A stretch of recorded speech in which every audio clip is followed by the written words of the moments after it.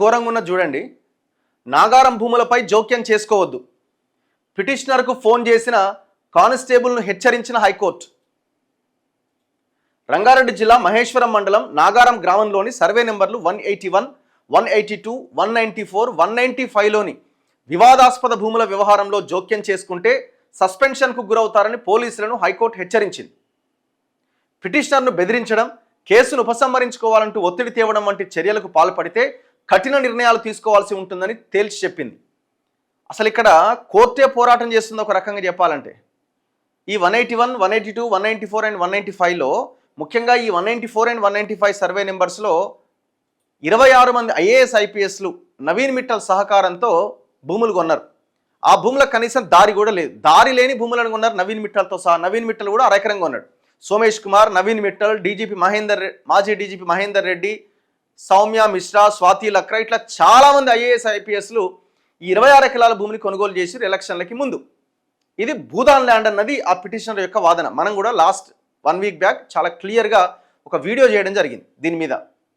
చివరికి దీన్ని ఏ రకంగా చేసిరంటే మార్కెట్ వాల్యూను కూడా తగ్గించి ఈ భూములను కొనుగోలు చేసిరు. ఎందుకంటే ట్యాక్స్ కట్టాల్సి వస్తుంది గవర్నమెంట్. కానీ ఎంత దుర్మార్గులు అనుకోవాలి వీళ్ళని.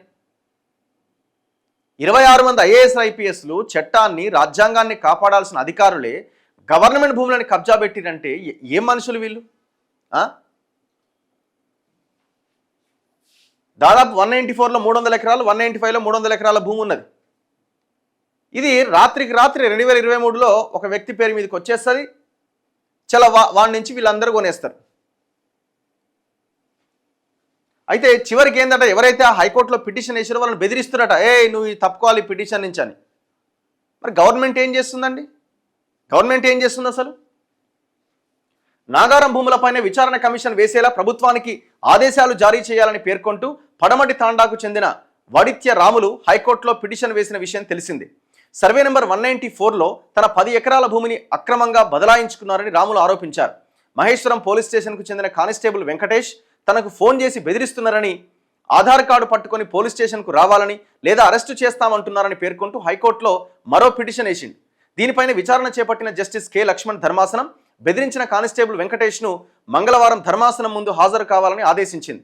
దీంతో మంగళవారం కానిస్టేబుల్ వెంకటేష్ హైకోర్టు ముందు హాజరైంది. రాములకు ఫోన్ చేశారా, ఎవరు చేయమంటే చేశారు, పిటిషన్ను ఉపసంహరించుకోవాలని బెదిరించారా అని కానిస్టేబుల్ను ధర్మాసనం ప్రశ్నించింది. విలేజ్ హిస్టరీ రికార్డ్ నమోదులో భాగంగా స్టేషన్ హౌస్ ఆఫీసర్ ఆదేశాల మేరకు ఫోన్ చేశాను అని, విచారణ కమిషన్ వేయాలన్న పిటిషన్ గురించి ఏమీ మాట్లాడలేదని కానిస్టేబుల్ బదులిచ్చారు. మరోసారి బెదిరించినట్లుగా తెలిస్తే సస్పెన్షన్కు ఆదేశాలు ఇస్తామని ధర్మాసనం హెచ్చరించింది. ఇది దాదాపు 25 మంది ఐఏఎస్ ఐపీఎస్ అధికారులకు సంబంధించిన అంశమని, దేశవ్యాప్తంగా చర్చ జరుగుతోందని.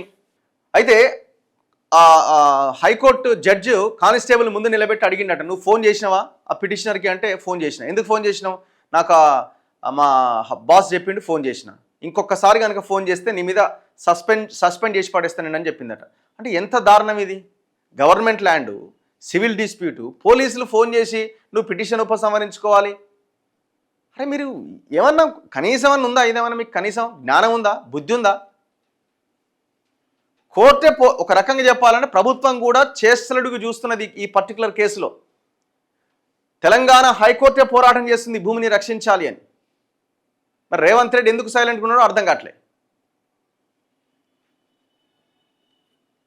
మరోసారి బెదిరించినట్టుగా తెలిస్తే సస్పెన్షన్కి ఆదేశాలు ఇస్తామని ధర్మాసనం హెచ్చరించింది. ఇది దాదాపుగా 25 మంది ఐఏఎస్ ఐపీఎస్ అధికారులకు సంబంధించిన అంశమని, దేశవ్యాప్తంగా చర్చ జరుగుతోందని, ఇందులో పోలీసులు గనక తలదూరిస్తే కఠిన చర్యలు తప్పవని తేల్చి చెప్పింది. మరోసారి పోలీసులు జోక్యం చేసుకోకుండా ఉత్తర్వులు ఇవ్వాలని పిటిషనర్ తరపు న్యాయవాది విజయలక్ష్మి కోరగా అవసరం లేదని పేర్కొన్న ధర్మాసనం విచారణ ముగించింది. ఇది ప్రభుత్వ భూమే, 100% మేము కూడా డాక్యుమెంట్స్ పరిశీలిస్తే ఇది ప్రభుత్వానికి చెందాల్సిన భూమే. ఇమీడియట్గా రేవంత్ రెడ్డి దీని మీద రెస్పాండ్ కావాలి. ఎవరైతే 26 మంది ఐఏఎస్ ఐపీఎస్లు ఉన్నారో మీరు స్వచ్ఛందంగా భూములు వదులుకోవాలి. ఈ మొత్తం వ్యవహారం నడిపించింది నవీన్ మిట్టలే.